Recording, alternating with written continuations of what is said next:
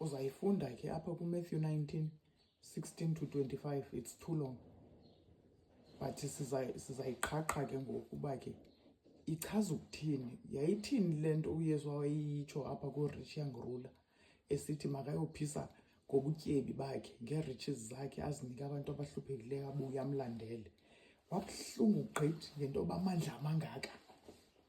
Hayi, wemka waqonda uba soze masiyifunde to understand it, sibone uba ke sifundiswa ntoni apha. Kuthiwa which no doubt in the sight of men the rich young ruler was honest, but in the sight of God, who reads the heart, he did not truly have the interest of his fellow man at heart. Love thy neighbor. He did not love other men as much as he loved himself, yet he felt he had kept all these things. He had observed the letter of the law, but not its spirit. Yet he considered himself to be living in harmony with its principles. Jesus seeks that the principles of the law must be conscientiously applied to all the practical relationships of life. From youth, the important textual evidence may be cited for the omission of this phrase.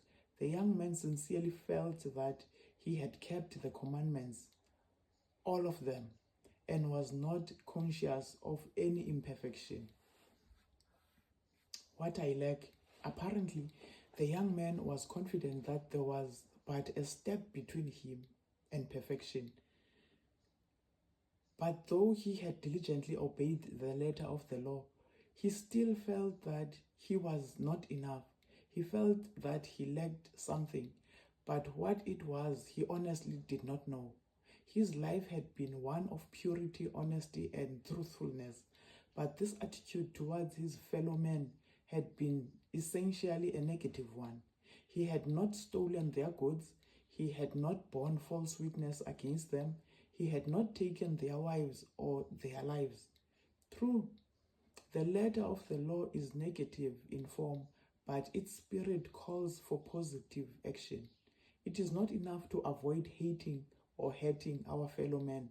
The gospel calls upon us to love and help them as we love ourselves. This young man lacked the love of God in his heart. Perfect. If therefore the young man would achieve perfection, he must not expect to do so by performing works of merit. He must experience a complete change of heart and life. His mind must be transformed, his objectives change,